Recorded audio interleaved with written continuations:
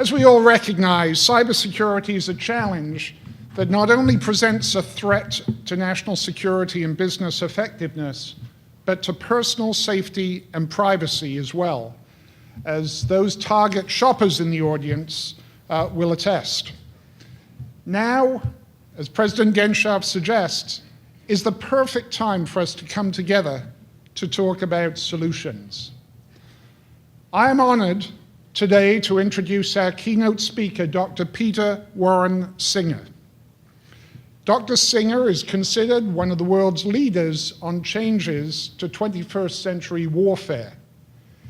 He is the Senior Fellow and Director of the Center for 21st Century Security and Intelligence at the Brookings Institution, and co-author of the recently published Cybersecurity and Cyber War, What Everyone Needs to Know. His book aims to answer the key questions we all face in today's cyber age. It has been described by the chairman of Google as an essential read, and by the former Supreme Allied Commander of NATO as, and I quote, the most approachable and readable book ever written on the cyber world. Dr. Singer has graciously signed a copy of the book for each and every one of you, and you can pick that up on your way out of this morning's session.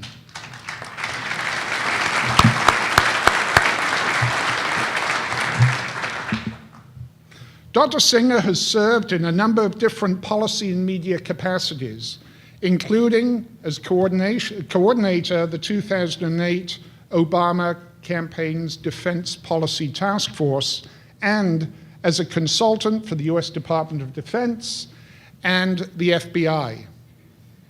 He is also a contributing editor at Popular Science magazine and has written a number of books on the changing dynamics of modern warfare.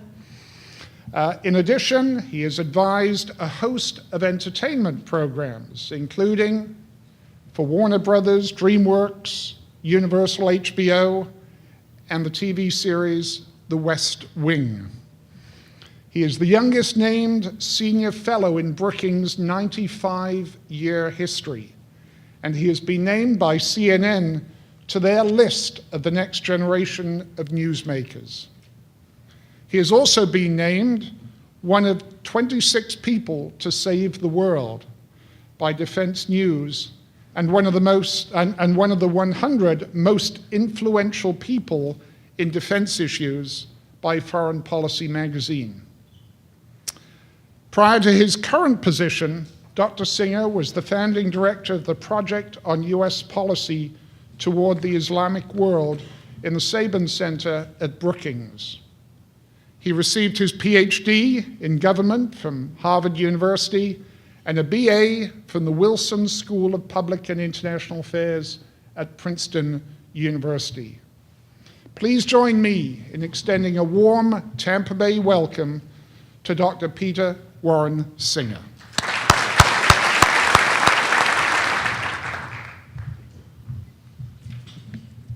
Thank you for the really kind introduction, and also to the university and SunTrust for bringing us all together today. And I wanted to add in my own both congratulations and applause for the launch of this effort.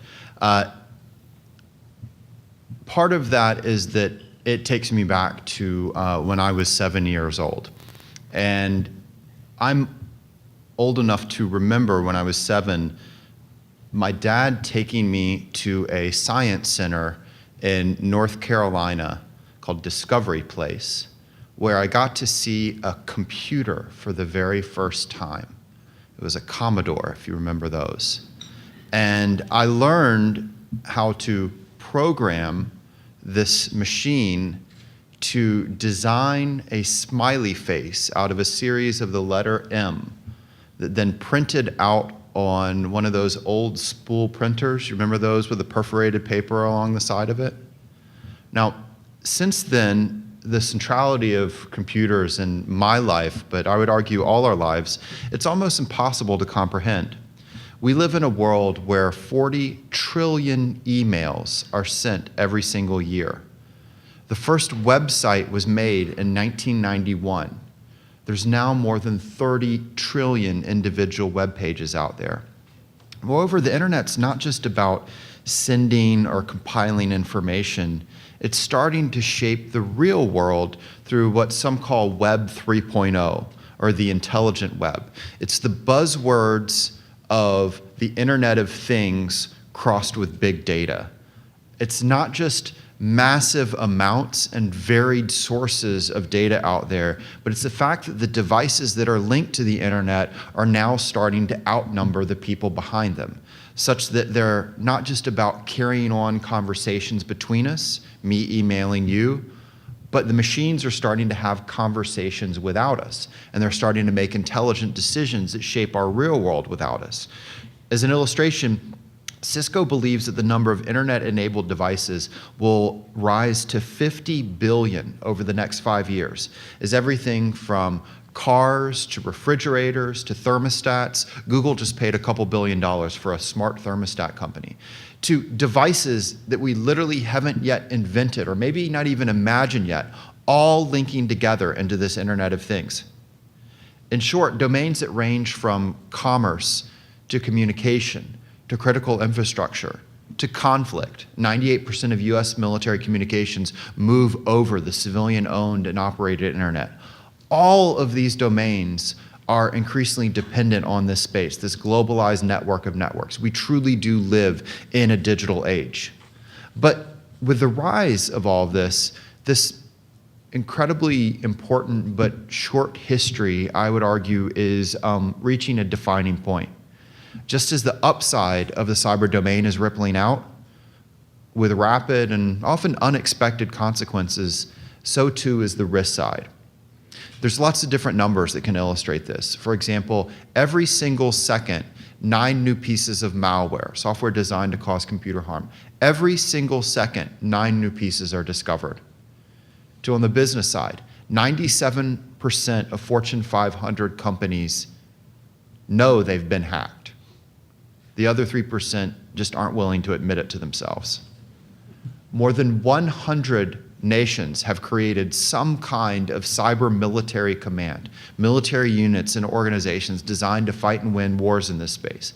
Indeed, the very first Pew poll to kick off 2014 found that Americans are more afraid of cyber attacks than they are of Iranian nuclear weapons, North Korean nuclear weapons, the rise of China, authoritarian Russia, or climate change.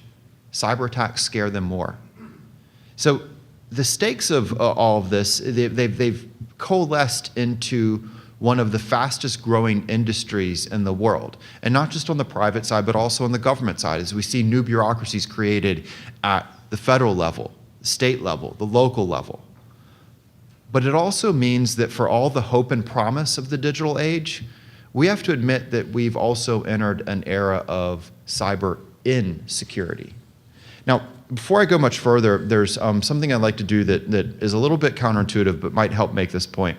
A lot like the challenge of how do you write a book about cyber and make it interesting is how do you give a speech about cyber issues and keep it interesting? So what I'm going to do, and I'm going to ask the folks in the back there with the IT if we can transfer over. We'll see if our technology is going to work for us. Is you're going to see a display of the visual side of this. And it's what I have gathered in terms of the best and worst examples of cyber war art out there, a new field, a new domain. One, it's to give this story of the insecurity that's out there, but it's also to give you something to look at when you get tired of looking at me. The third reason actually goes to a point I'll make more broadly. Studies have found that you are 60% more likely to retain what I'm saying if you're looking at something at the same time.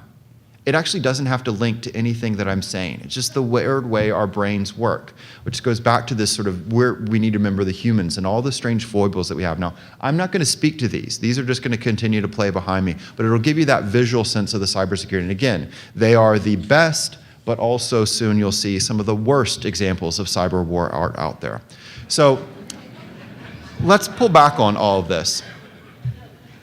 Why a book about cybersecurity and cyber war, and why now? Well, what motivated me was best encapsulated by two quotes. The first is from President Obama, who declared that cybersecurity risks pose, quote, the most serious economic and national security challenges of the 21st century. The second quote is from the former CIA director, who said, quote, rarely has something been so important and so talked about with less and less clarity and less apparent understanding. So you see this gap between importance and understanding in all sorts of fields. Again, you can illustrate it with the raw numbers. 70% of senior business executives, not 70% of CTOs or CIOs, but business execs in general, 70% have made some kind of cybersecurity decision for their company, despite the fact that no major MBA program teaches it as part of your normal business responsibilities. It's the same at the schools. We teach our lawyers, our journalists, our diplomats, you name it. Or you can come at it in terms of not the numbers, but all the funny but kind of sad anecdotes that fill the book. For example, the former Secretary of Homeland Security, in charge of protecting the nation on the civilian side from cyber threats, told us, quote, don't laugh, but I just don't use email at all.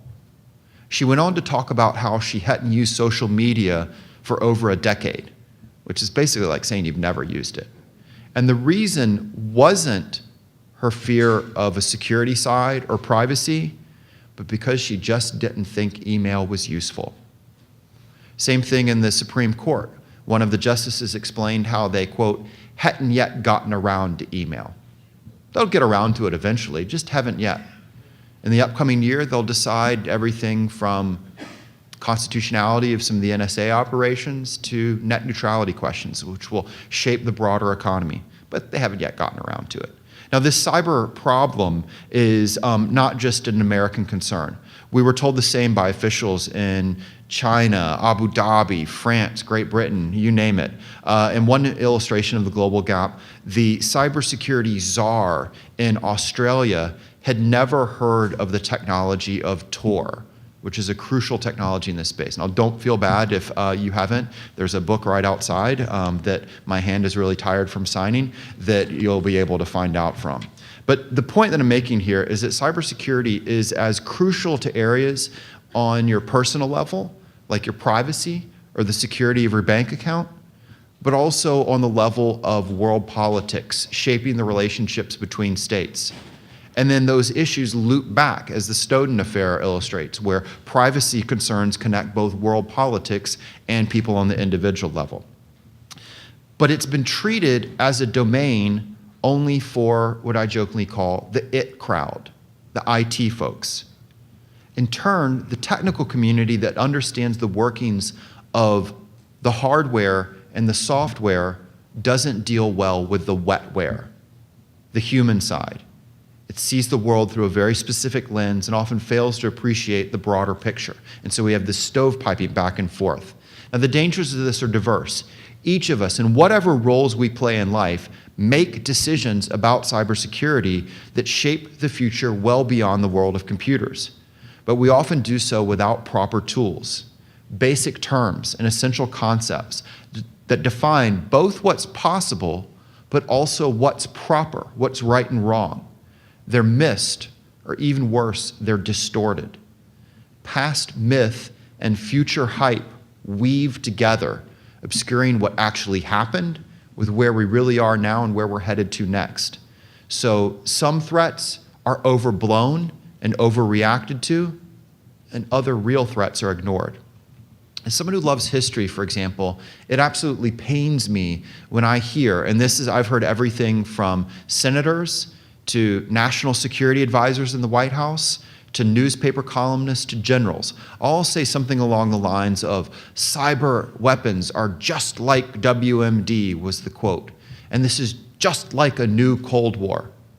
If you know both your cyber side and your history side, you quickly realize it's not the comparison they think they're making. Instead, it's to those early days of the Cold War where we didn't well understand the technology, but even more so the political dynamics that it was driving. the period when we took the real world versions of Dr. Strangelove seriously. As an example, in the book, we tell the story of the 1957 Air Force plan to nuke the moon, to prove to the Soviets that we could do interesting stuff in space too. Fortunately, we didn't follow through with that, but that was serious operational planning that was going on in that period. Now, there's all sorts of manifestations of the disconnects in these space and how they play out and how they harm our ability to operate effectively. One in particular is that we often take things that are unlike and lump them together simply because they involve the zeros and ones of software. So take the idea of cyber attacks. The lead US military general he's double-hatted as the head of the Military Cyber Command and director of the NSA. Now pull back and think about that. In what other situation will we have two such important organizations and double hat the same person in charge of them? That's not my point. General Alexander testified to Congress. He said, quote, "Every day, America's armed forces face millions of cyber attacks." To get those numbers, though, he was combining everything from probes and address scans that never entered our networks to attempts to carry out pranks, to attempts to carry out political protests, to attempts to carry out espionage, economic espionage, diplomatic espionage, national security espionage.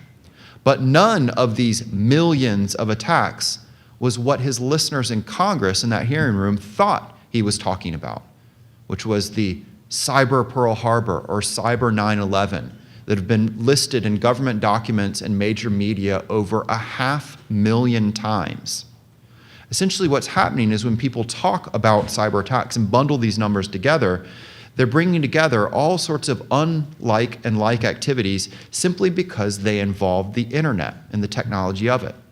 The parallel would be a lot like saying a group of teenagers with firecrackers, a group of political protesters with a smoke bomb, a bank robber with a shotgun, James Bond with his Walter PPK pistol, a terrorist with a roadside bomb, and a Russian cruise missile. Those are all the same because they involve the same technology, the same chemistry of gunpowder, right? Of course not. But move it to the cyberspace and we do that. Or take the organizations. I had a senior US military official argue with me that Anonymous and Al-Qaeda were the very same thing. Now, you can agree or disagree with Anonymous, and I found that I'm weirdly, or maybe not so weirdly, in terms of the DC security establishment, one of the most empathetic towards that group and its agenda of internet freedom.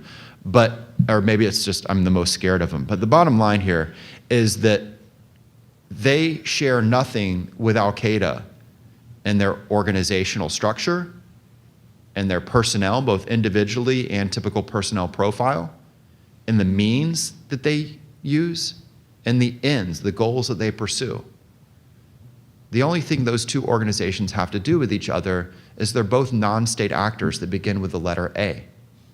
So when you lump these things together, when you have these gaps in understanding, these disconnects of policy, technology, and reality, it not only means we see growing tension, but it also means we're taken advantage of. We're taken advantage of at the individual level, where you get that email from your mom saying, gosh, I'm stuck in Iceland and I really need that bank account information from SunTrust. And you go, goodness, I didn't know mom was in Iceland, but I better help her out. Now, we laugh about those examples, but at the G20 conference, the most important international conference of the year, senior government officials received what's known as a spear phishing email. They received an email with a wonderful offer that if they would just click this link, they would be able to see nude photos of the former French First Lady. Many of them clicked the link and instead downloaded spyware. Or we're being taken advantage of at the business or organizational level, where we alternatively don't do enough to protect ourselves, or we're taken in by hucksters who promise to solve all our cyber problems with some kind of silver bullet widget. Or frankly, we're taken advantage of at the national political level, which is, I believe, behind a number of the issues that have played out with the Snowden NSA affair. This can even happen to a president. Reportedly, Obama has expressed his, quote, frustration that the complexity of the technology was overwhelming policymakers. Now, this inability to have a proper discussion in this space also creates a distortion of the threats, but even more importantly, a misapplication of the resources against them. Perhaps the best illustration is another number, 31,300.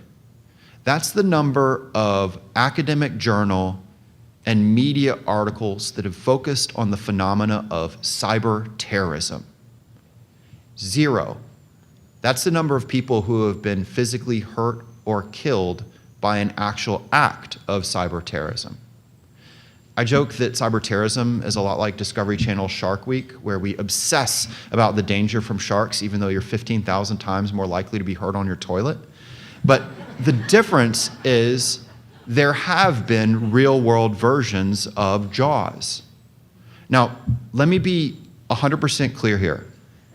I'm not saying that terrorists don't use the internet. In the book, we have several chapters that explore how terrorists, for the most part, use the internet, just like us. Nor am I saying that there isn't a danger in the future of cyber terrorism, and there's real vulnerabilities. For example, as the Stuxnet, this digital weapon we built to sabotage Iranian nuclear research, it shows the danger in this space.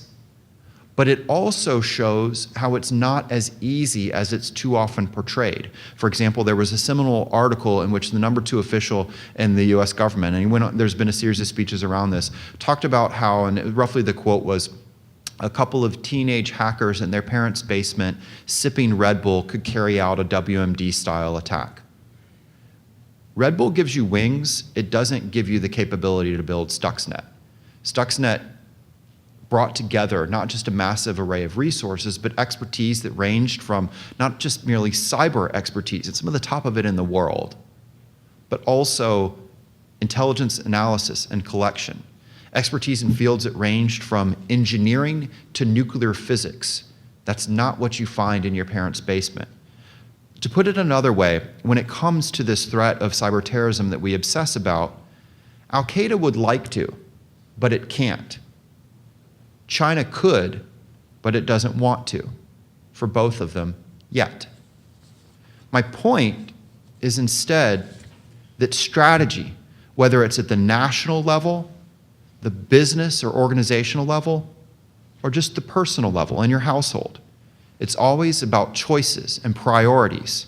So we need to weigh the centrality of what we talk about, obsess about in our discussions versus the very real and arguably greater threats that are out there. For example, I believe that we should much more weight economic security in this because we're living through literally the largest theft in all of human history, a real thing that's happening right now when you talk about the massive loss of intellectual property, most of it going back to China. If you don't care about economic security and you just care about national security, then think about this in terms of not just lost billions, but when we lose things like jet fighter designs, lost edge on future battlefields. Or if you just want to focus on the traditional national security, stop focusing on the sexy cyber Pearl Harbor scenarios versus the real way that militaries use computer network operations. Or maybe if there's something that we've learned from real-world terrorism, from 9/11, it's not just the direct impact that matters, but it's all those secondary effects, including our own actions that matter in the end.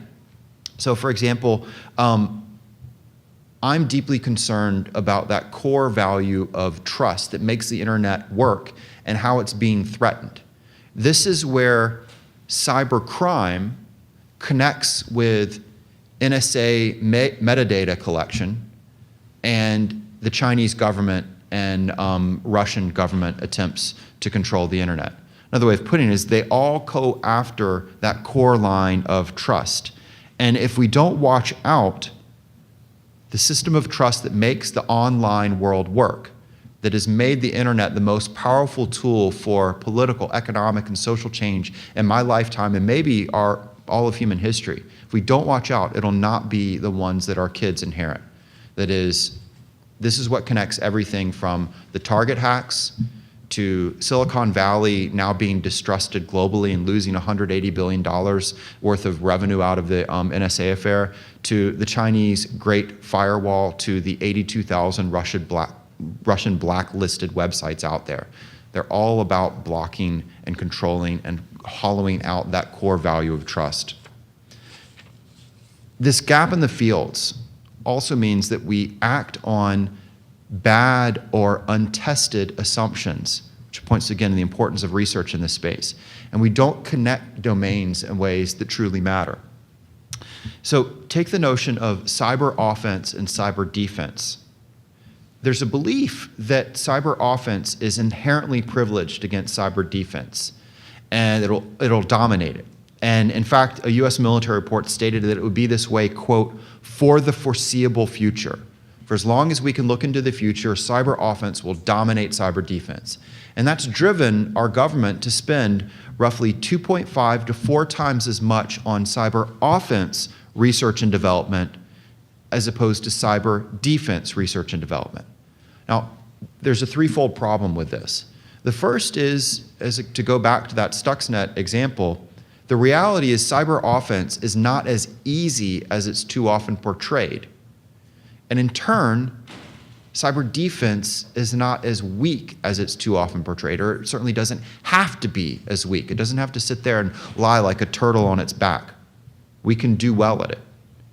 Second, learn from other fields. History is replete with examples that pretty much every time militaries thought a new technology would make the offense dominant forever, they'd get a wake-up call.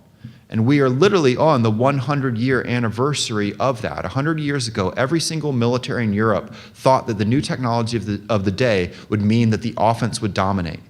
And they actually all were deeply worried that they would be the ones stuck on the defense. And when there was a crisis, urged their governments, we have to go to war, so we're not the ones stuck on the defense. If you know your World War I history, actually to be on the defense turned out to be pretty good. Third, even if it's true, this is not the Cold War. We're not in a binary relationship. So to think about a parallel, if you are in a glass house and you're worried about everything from tornadoes to gangs of roving teenagers to criminals to terrorists, and you're sitting in that glass house, is your proper response to say to yourself, you know what? I ought to go out and buy a stone sharpening kit. That's where we are in our R&D focus. So what can we do? The last third of the book is all of the what can we do kind of questions, from the global level to the business level down to the individual level. So I'm not going to try and sum them up. Rather, I'll just hit what I see are 5 themes that cut across it. The first is a little bit of what I've given a hint through before. People matter. Cybersecurity is one of those wicked problem areas because it's rife with trade-offs, complexities. And that's not because of the technical side, it's because of the people part. Now, it makes it useful from a writer's perspective because you can spice it up with all sorts of funny stories, from the powerful role of pornography in this space to that time that Pakistan accidentally kidnapped all the world's cute cat videos for a couple of hours. But it also means that we need to recognize, again, at the global level, the business level, the individual level, the people behind the machines are inherently part of any problem and any solution. And as we were talking about at the breakfast earlier today, that makes initiatives like what's being launched here in Florida so important, because one of the key things that we need to do in this space is, besides tossing money at it in terms of government budgets and the like, we need to find the it crowd. We need to expand the it crowd. We face in the United States, by one study, there'll be 1 million new jobs, cybersecurity jobs, needed in this space by 2017. The problem is we don't have enough pipelines for it, not just to meet the quantity, but also the quality. Hiring managers are only satisfied with the quality of 40% of the folks in this space. So it creates a huge amount of opportunity for institutions that are working to both widen that pipeline and expand that pool. It also connects to a regional opportunity. This is an industry that by one measure is going to be a $120 billion industry by 2017. To give you a sense of the growth, it was around $63 billion in 2012. So a lot of opportunity here, driven by that people issue.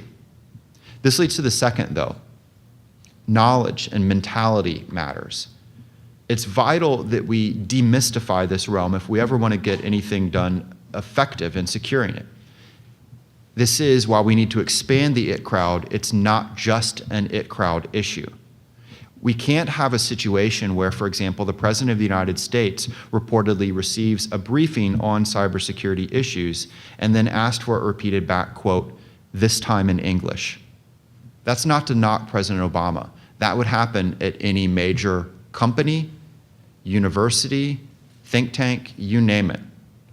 We have to move from a mentality that mixes ignorance and fear to one of resilience.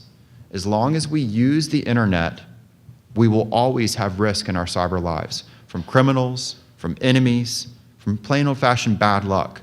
The key is to understand them and power through them and bounce back quickly from any setbacks.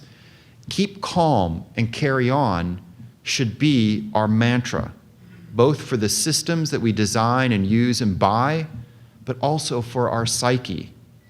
Now, this especially applies to leaders, and in particular the media, that stoke fears by constantly citing scenarios in a language that, is like the movie Spinal Tap, the volume always turned up to 11.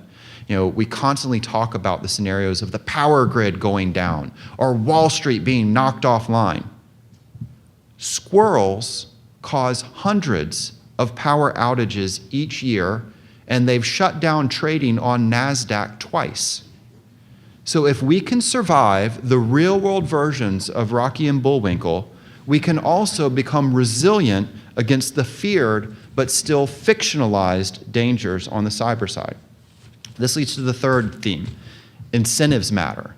If you want to understand why something has, or even more importantly, hasn't happened in cybersecurity, look to the motivations, the relative costs, the trade-offs, the organizations, the bureaucracies, the cultures. There's a reason why finance companies are doing better at their own internal cybersecurity, but also in sharing across their industry than other sectors, like, for example, what we've seen recently, retail. They've been incentivized to better understand the costs and consequences. This also points to the role that government can and should play. In some situations, it can be a trusted, there's that word again, trusted information provider. Other situations, it's doing research and development. Other situations, it's going to be needed to change market incentives, like it has in every other sector. Fourth, history matters. There's a history to how we got here with the internet, and it's important to remember it when you hear silly ideas that are taken seriously, like, let's just build a new, more secure internet, which was the kind of things being said in DC. But it also means there's a wealth of lessons to learn from outside internet history. So for example, if you're wrestling with, how do I deal with individual criminal and quasi-state-linked threats in a domain of commerce and communication and conflict? We'll look to the age of sail and how they dealt with pirates and privateers. Or if you're looking to build government action, then take your lesson from the most effective government agencies in history. Like in the book, we explore the parallel of the CDC, the Centers for Disease Control, which started with literally a $10 donation. And it went on to do everything from eradicate malaria inside the United States, smallpox on a global level. It also served as a crucial back channel to the Soviets during the worst parts of the Cold War. That leads to the fifth and final point. Ben Franklin had a saying that, quote, an ounce of prevention is worth a pound of cure. The CDC did a series of studies that found that Ben Franklin actually was right in public health. He's also right in cybersecurity. Very basic steps of cyber hygiene could have huge, huge impact. Indeed, one study found that simple measures, the top 10 and then top 20 controls, would stop 94% of all cyber attacks. Heck, the most important foreign government agency penetration of classified US military networks happened when a soldier found a memory stick in the dirt of a parking lot and thought it was a good idea to pick it up, take it inside the base, and plug into their computer, into their classified network. That's not just cyber hygiene, that's basic hygiene. That's the 5-second rule. Now, this idea of hygiene, though, is important not just because of the preventative measures, the lessons from that mentality, but it's also about a sense of ethic. We teach our kids to cover their mouth when they cough, not to protect themselves, but to give them the sense of responsibility for protecting everyone else that they connect with across that day. We need that same mentality, that same sense of responsibility at the global level, the business level, the individual level for how we conduct our cyber lives. So, to bring the story full circle, in the beginning of the talk, I explained how I was first introduced to this world of computers and the networks and they became involved when I was 7 years old.